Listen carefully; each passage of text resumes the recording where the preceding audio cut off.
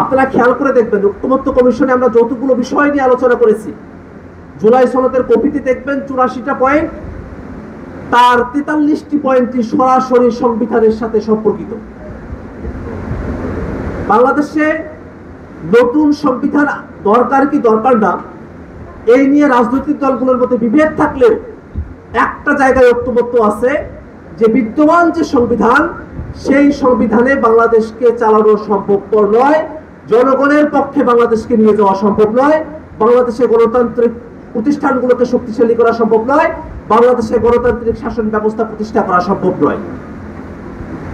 যদি তাই হতো যে এই সংবিধানে চলে, তাহলে কি রাজনৈতিক দলগুলো সংবিধানের এতগুলো জায়গায় পরিবর্তনের ব্যাপারে একমত হতেন?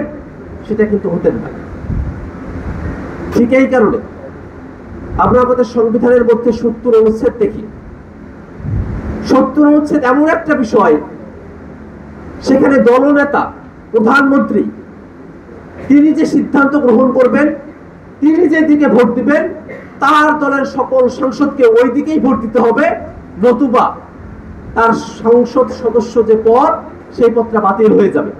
অর্থাৎ কোন একটা আসনের মানুষেরা তিনি তার সকলে মিলে যাকে ভোট দিয়ে সংসদ সদস্য নির্বাচিত করলেন, সেই সংসদ সদস্য তার এলাকার মানুষের পক্ষে কথা বলার ক্ষেত্রে তার আগে প্রথম শর্ত ছিল যে তার যে প্রধানমন্ত্রী তিনি আসলে কোন দিকে মতামত দেন। প্রধানমন্ত্রী যদি জনগণের পক্ষে মতামত দেন, তখনই কেবল ওই সাংসদ জনগণের পক্ষে কথা বলার অধিকার পেতেন। আর জনগণের বিপক্ষে যদি প্রধানমন্ত্রী কোনো সিদ্ধান্ত নেন, কোনো কালো আইন প্রণয়নের যদি সিদ্ধান্ত দলীয়ভাবে গ্রহণ করা হয়, তাহলে সে সাংসদের ওই কালো আইনের বিপক্ষে গিয়ে সংসদে অবস্থান ব্যক্ত করার কোনো সুযোগ ছিল না। আমরা সেই জায়গাগুলোতে পরিবর্তনের কথা বলেছি। এবং এই বাংলাদেশে 24-এর আন্দোলনের আগেই বাংলাদেশের সিভিল সোসাইটিতে, বাংলাদেশের ক্যাম্পাসগুলোতে সকল জায়গায় আলোচনাটা বিদ্যমান ছিল যে বাংলাদেশে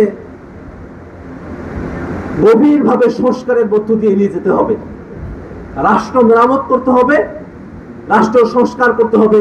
সে আলাপ 24-এর আন্দোলনের আগে থেকেই জারি ছিল। কিন্তু যখন 24-এর অভ্যুত্থানের মধ্য দিয়ে শেখ হাসিনা পালিয়ে গেল, তারপরে অনেকে ভাবলেন যে তাদের জন্য ক্ষমতার পথ উন্মুক্ত হয়েছে, তারা এখন আর সংস্কার চান না। ঐক্যমত্য কমিশনের আলোচনার সময়টাতে এমন অনেকগুলো বিষয় রয়েছে যেগুলো খুবই মৌলিক, সেই বিষয়গুলোতে তারা একমত হতে পারেন নাই। বাংলাদেশে একটা উচ্চকক্ষের প্রস্তাবনা দীর্ঘদিন ধরেই রয়েছে।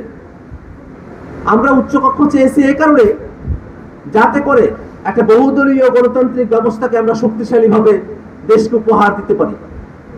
কিন্তু উচ্চকক্ষে তারা প্রতিনিধি হবেন, সেটা যদি নিম্নকক্ষে যারা আছেন তাদের অনুপাতে হয়, তাহলে যারা সরকার গঠন করেছেন তারা নিম্নকক্ষে যে সিদ্ধান্ত নিতেছেন, উচ্চকক্ষে তারই রেপ্লিকা এখানে থাকবে এবং সেই রেপ্লিকা সেই সিদ্ধান্ত বক্তব্যকেই সামনের দিকে এগিয়ে যাবে।